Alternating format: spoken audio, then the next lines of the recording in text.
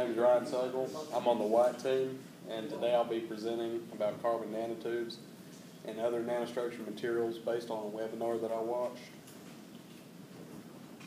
This is just a basic outline of what I'm going to talk about today. Brief introduction, the central points you see listed there.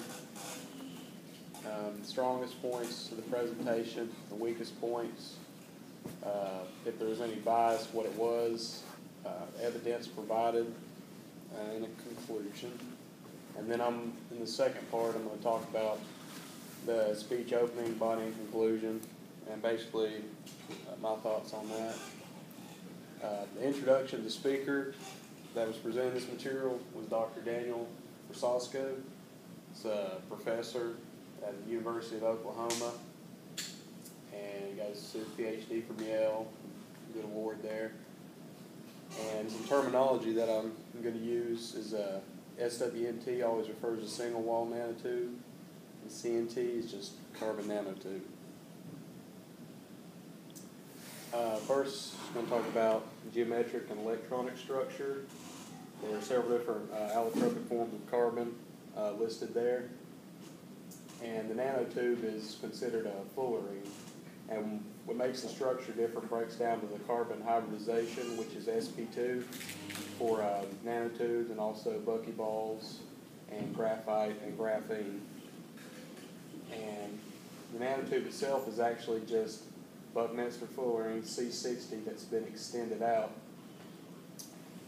So it goes from that to that once it's been extended. And the shape there is like a hexagon just all the way throughout. These are a few characteristics that nanotubes have.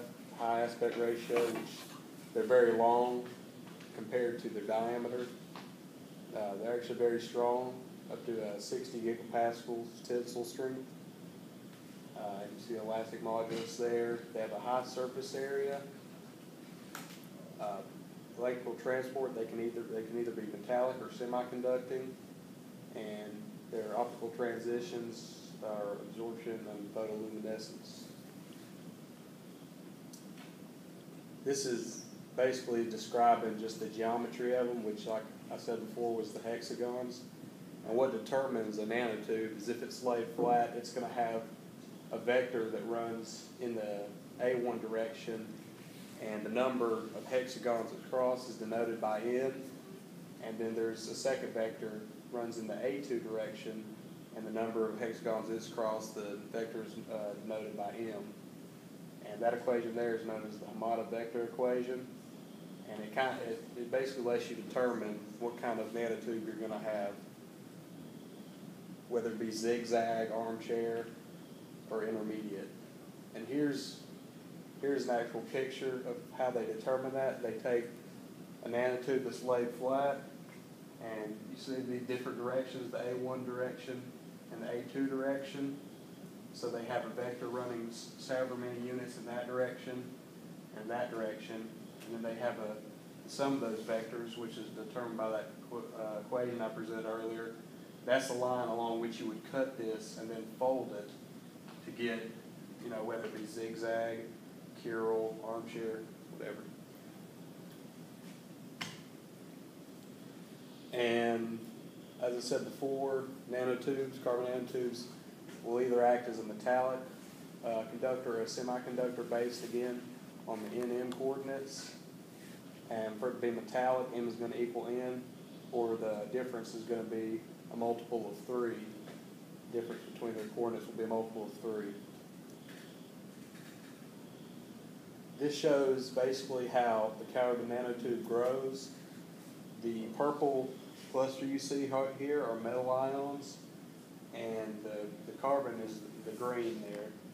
And basically it comes out, it self-assembles outward from that into the nanotube.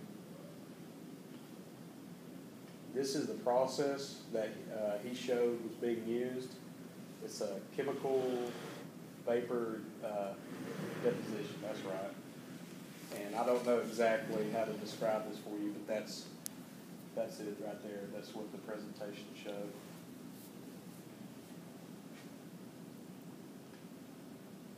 And that process is known as the ComaCat process, which Daniel Rosasco and his team at Southwest Technology, that's what they designed.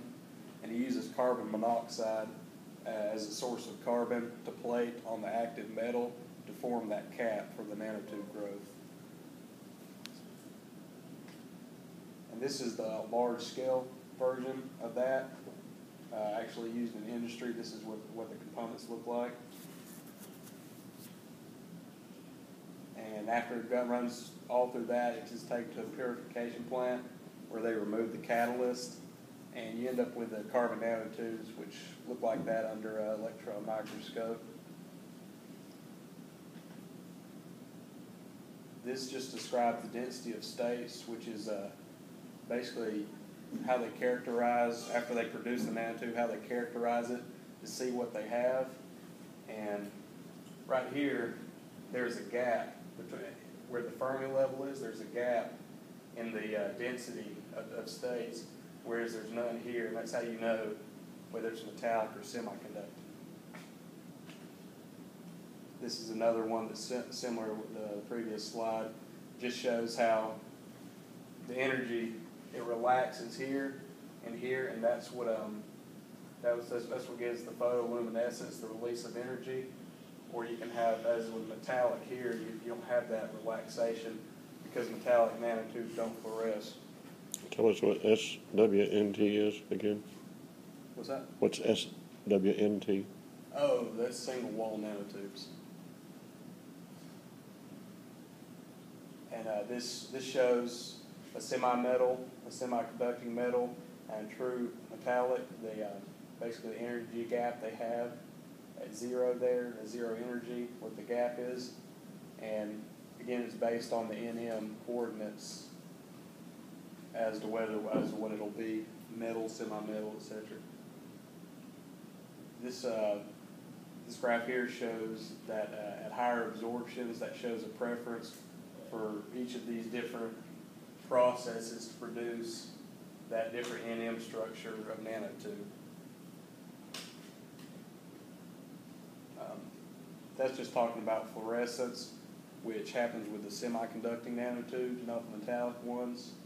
It goes to the higher energy state there, the lowest unoccupied state, and then it moves back to the highest occupied state and releases energy as a fluorescence.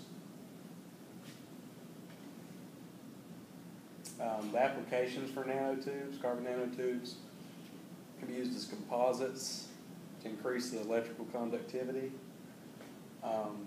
fuel cell and battery electrodes, biomedical, mainly cancer treatment, and nanoelectrons. Transistors are the main thing there. This is just a little thing on the composites. It shows how basically the higher percentage of nanotubes you have in a polymer, it's going to be stronger, but it's going to become more brittle. It's not going to elongate as much before it breaks. It's just going to fracture. This shows the battery electrodes, how they work. You have the carbon right here, and you have your lithium, your lithiated metal oxide, and you can actually make a battery that way using the carbon nanotubes. This is what I found most interesting with the biomedical applications.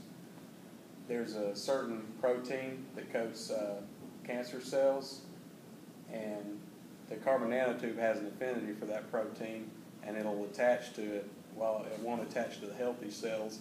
And they can treat it with a very narrow frequency of radiation so that it heats up those carbon nanotubes and kills the cancer cells while it leaves the healthy cells intact. This is a study they did with mice showing the significant increase in temperature on the mice that were injected with the nanotubes as to those that were not, showing that the radiation causes it to heat up and kill the cancer cells. And they have a couple of graphs down here that basically just saying how the mice that were injected with the nanotubes actually lived a lot longer with the